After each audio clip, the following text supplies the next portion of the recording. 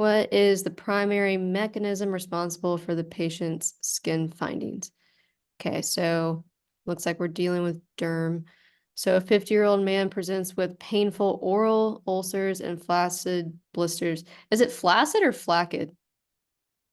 Should be flaccid, but Flaccid. flaccid. I don't know. Flaccid. Interesting. Okay. Flaccid. Anyway, his medical history is significant for a recent diagnosis of myasthenia gravis.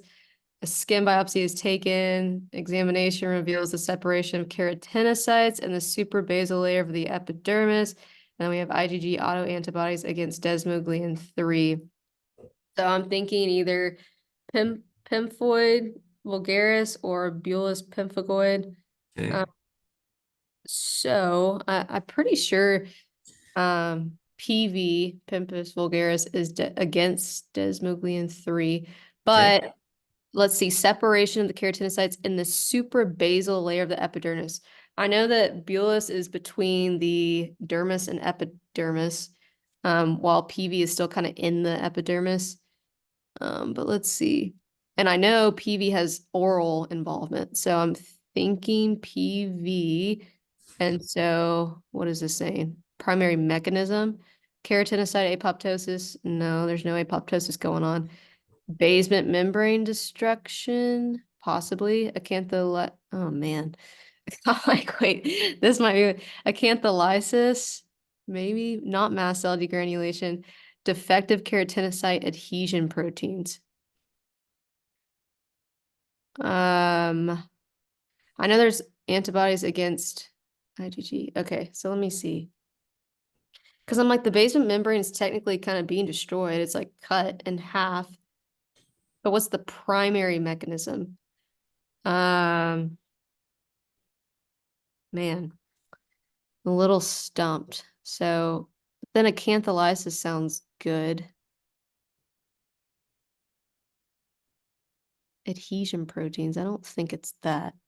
Well, if I'm stumped like this, what's a good way to get out of Yeah. this? Yeah, for sure. So, diagnosis. You commit to a diagnosis first. What is your diagnosis? Pemphis vulgaris. Okay, Pem good. I believe that's a diagnosis also, right? Because it fits with usually you have bullseye that are easily to be scraped off or sloughed off, right? And usually affects mucosal surfaces too. So that's going to fit with that. Also on top of that, right? Like you said, the other one usually deals with the basement membrane, which this doesn't. This deals above the basement membrane, right? Which is the separation of keratinocytes, right, from the epidermis, right? And then, of course, you have your autoantibodies against desmoglein 3. So now you got your diagnosis. So you can get rid of the ones that deal with the other diagnosis, right? Which one is that? basement membrane Yeah, destruction. so that one's gone. Okay.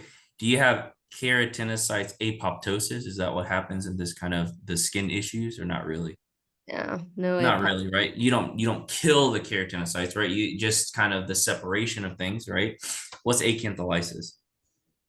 It's like separation of the layers. So I'm leaning towards that. Okay, mast cells degranulation. What does that deal with? It's usually like histamine or Yeah, that imbalance. can't be it. Okay, so now you get it between, and then your gut answer choice in C. So you're between C and E. What do you want to go with? C, but let me revisit E. It's saying defective keratinocyte adhesion proteins. I don't really think anything's adhesion. I think it's C. Okay, good.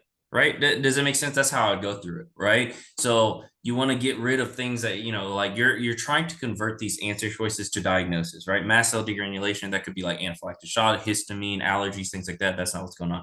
Basement membrane destruction, that's the other, I can never remember. What is it? It is, what is it called?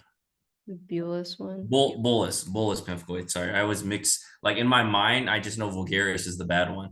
So, Yeah. bolus, right, is the one with the basement membrane, keratinocytes, apoptosis. That's going to be like, I guess, TEN, Stephen-Johnson syndrome, and then defective adhesions, right, such as epidermolysis bullosa, which is fragile skin and blistering due to mutations in gene, right? When it says defective, that means it's a genetic issue. You get what I'm saying? Which we know this isn't really a genetic issue per se, right? Yeah. Right.